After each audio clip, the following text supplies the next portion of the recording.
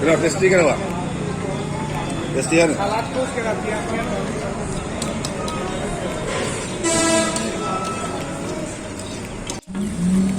Hello যোৱাকালি কাশ্মীৰৰ পৰা আহিলোঁ আমি আহি পিনে পাঞ্জাব হৈ পিনে এতিয়া হাৰিয়ানাত সোমালোঁ আৰু ইয়াত এতিয়া বৰ্তমান 10টামান বাজিছে আৰু সবে ব্ৰেকফাষ্টটো কৰি ল'লোঁ দেৰিকৈ আজি ব্ৰেকফাষ্ট কৰা হ'ল আৰু হাইৱে কিনাৰতে ধাবা আছিল তাতে ব্ৰেকফাষ্টটো কৰি ল'লোঁ আৰু ইয়াত মানে পাঞ্জাবৰ কথা এটাহে কওঁ বুলি ওলালোঁ পাঞ্জাবৰ যিটো হাইৱে যিটো মাজত মানে ফ'ৰলেণ্ডৰ মাজত যিখন 2 মিটাৰমানৰ যে মাটি থাকে ডিভাইডাৰ কাম কৰে তো তাত মানে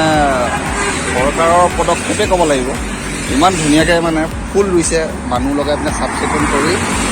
আল্টিমেট মানে একদম ধুনীয়া ফুল দামী ফুল ৰুইছে ৰাস্তাটোত আহিয়ে ভাল লাগিছে ৰাস্তা পদূলিবোৰ বহুত ধুনীয়া হয়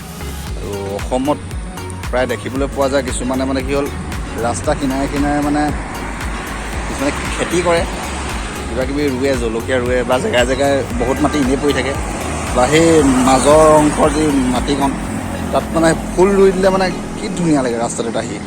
তো সেইটোৱে আৰু আমাৰ তাতো যদি এনেকুৱা হয় ন বৰ ধুনীয়া লাগিব মই আপোনালোকক দেখাই দিছোঁ কিন্তু এইডোখৰত মানে ইমান ফুল গছবোৰ মানে ফুলটো ফুলা নাই কিন্তু গোটেইখিনি ফুল গছেই হয় জেগাই মোৰ কেমেৰাটো মানে কি হ'ল ইমান ভালকৈ শ্ব' নহ'ব সেইকাৰণে তেও দেখাই দিছোঁ গোটেইখিনি ফুল গছ হয়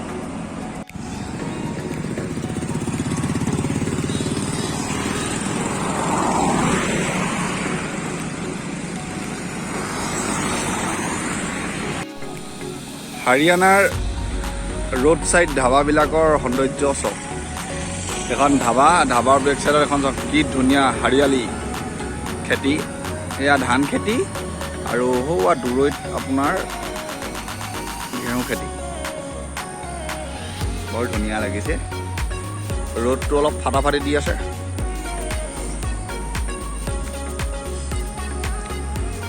ইউক্লিপটাছ গছ তাতে আউজি আমাৰ ককাইদেউ এজনে ফোনত ব্যস্ত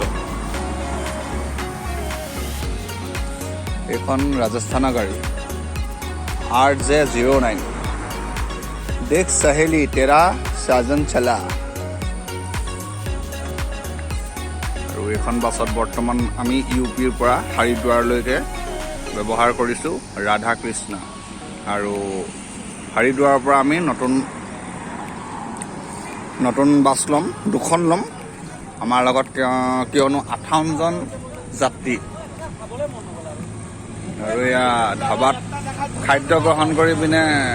বিল বেছি ভৰিলোঁ বুলি মানে তৰ্ক প্ৰতিযোগিতা ৰুটি খালোঁ 12টা নাম লিখিলে 16টা কিন্তু ধাবাত একো মাত নামাতিলে খাই আহি পিনে আলোচনা আৰু এইজন যুৱক যি প্ৰেয়সীৰ লগত ৰাতিপুৱাৰ পৰা বাৰ্তালাপ কৰি আছে 3 দিন হ'ল কাশ্মীৰত নেটৱৰ্ক নাপায় কাৰণে কথা পাতিবলৈ পোৱা নাছিলে আজি সেইকাৰণে একে ছাতে পাতি পেলাই আছে তোমাৰ এইটো ভিডিঅ' ইউটিউবত যাব আকৌ তুমি ফেমাছ হৈ যাবা গোবিন্দ মানে কৃষ্ণ মানে গোপাল মানে প্ৰেমৰ লীলা কৰা আৰু এইজন কেনেকুৱা গম পালেই নহয় মুখত হাঁহি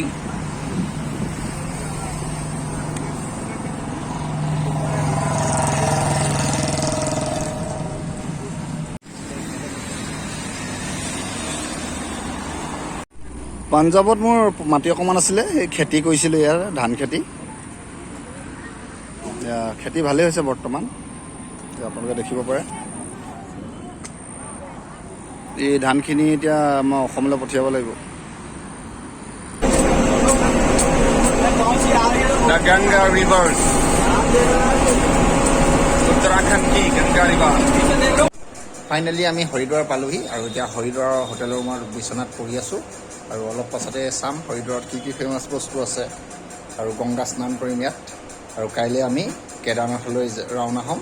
আৰু আজি ক'ত কি মানে পায় হৰিদ্বাৰৰ তো তাৰ বিষয়ে আপোনালোকক জনাই যাম দেখুৱাই যাম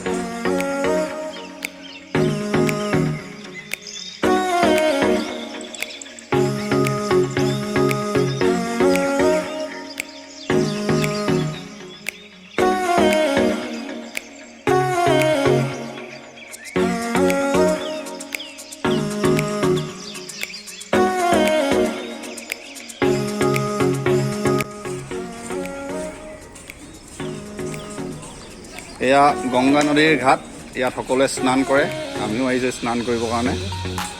দীপক নাহালিয়া तुम नहीं नहाओगे?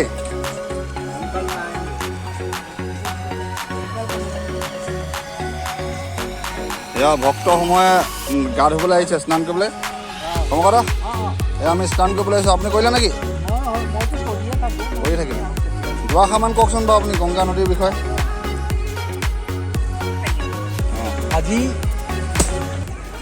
এই গধূলি পৰত আমাৰ অসমৰ পৰা এদল তীৰ্থযাত্ৰী আহি এই হৰিদ্বাৰ গংগা স্নান কৰিবলৈ লৈছে। ইয়াত ৰাইজে কি পাইছে কি নাই খোৱা বৰ্তমান মই একো নাজানো, কিন্তু ৰাইজৰ মতে সকলোৱে ঠিক পাই আছে ইতিমধ্যে। সেয়েহে মই গোটেই ৰাইজক আনি এই গংগা স্নান কৰাইছোঁ। ইমানকে এই বিষয়ে ক'লোঁ, ধন্যবাদ। নমস্কাৰ। এতিয়া আমি গংগাত স্নান কৰিম আৰু এতিয়া সকলোকে দেখুৱাম আমি গংগাত স্নান কৰি কেনেকুৱা লাগে।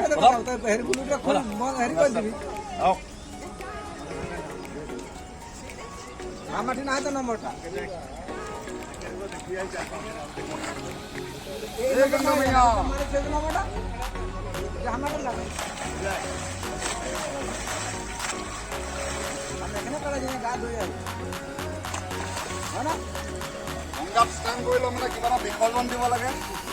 আমি অসমীয়াৰ প্ৰতীক গামোচা এখন গংগা মাক আমি বিসৰ্জন দিম আৰু আমাৰ অসমৰ সকলো যাতে সুখ হয়, সকলো বাবে কামনা কৰিছোঁ গংগা মাৰ ওচৰত এখন গংগাক দান দিছোঁ।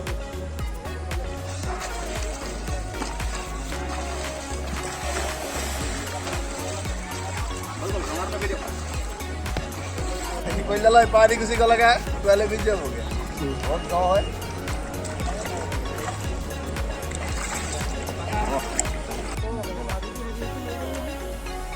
এইখন দলং